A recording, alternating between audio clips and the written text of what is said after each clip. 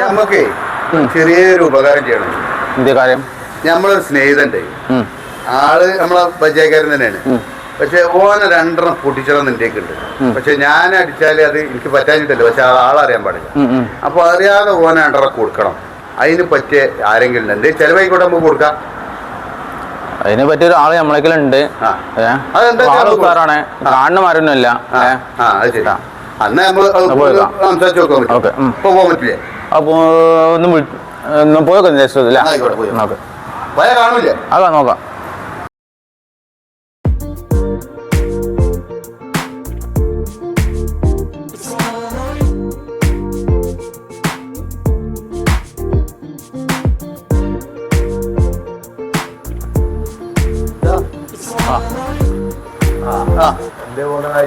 അതായത് ഇങ്ങനെ പറഞ്ഞപ്പോഴാണ് പറഞ്ഞത് നിങ്ങള് അത്ര കാര്യങ്ങളൊക്കെ ചെയ്യലുണ്ട്. സംഗതി അത്ര വലിയ നമ്മളെ അടുത്തുള്ള ആൾ അത്ര വലിയൊരു ഗുണ്ടൊന്നല്ല. നമ്മളെ സ്നേഹിതം തന്നെയാണ്. പക്ഷെ രണ്ടെണ്ണം പൊട്ടിച്ചണം നിന്റെ മനസ്സിൽ കുറെ ആയിട്ടുണ്ട്. അത് ഞാൻ ചെയ്താല് അത് മോശമാണ്. അപ്പൊ അതുകൊണ്ട് നിങ്ങളത് ചെയ്യുക. അതിനുള്ള എത്ര വെച്ചാൽ നമ്മൾ തരും. മനസ്സിലായില്ലേ?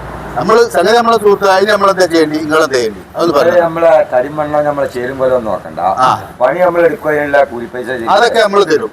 അത് തരും. പിന്നെ നമ്മള് തമ്മിലാവും. ആളെ ഞാൻ കാണിച്ചു തരാം. എടാ പക്ഷെ അതിന് വെച്ചാലേ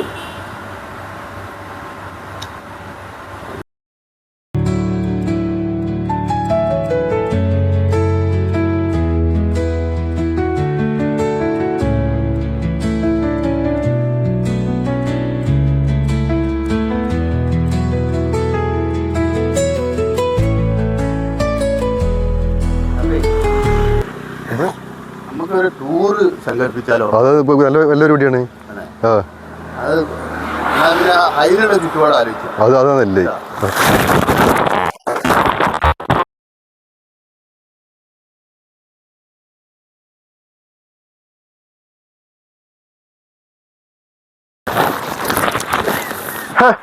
എന്തേ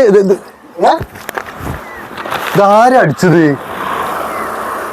ആരാച്ച് ഈ കുന്ത തലയിട്ട് കണ്ടല്ല അടിച്ചിട്ട് പിന്നെ മനസ്സിലാവുക ആരാണ് ആൾക്കാര്? ഒരു പുറത്തു കിട്ടിയില്ലേക്ക് ഇങ്ങനെയുണ്ട്. അപ്പൊ ഇതിപ്പോ എന്താ സംഭവം എന്നുള്ളൊരു പിടുത്തില്ല. എനിക്കാരെ ശത്രുക്കളുണ്ട? ആരും ശത്രുക്കളില്ല. പിന്നെന്താ ഇങ്ങനെ വന്നു? ഒരു മനുഷ്യനെ ഈ ഏരിയയിലൂടെ കാണാൻ ഒരു മനുഷ്യനും കാണുന്നില്ല. തലയും ചാക്കിട്ട് അടിച്ചു. എങ്ങനെയുണ്ട് ആൾക്കാര്? അതാണെന്ന് ഇവര് പിടുത്തം കിട്ടി. നിൽക്കണ്ട, പോയി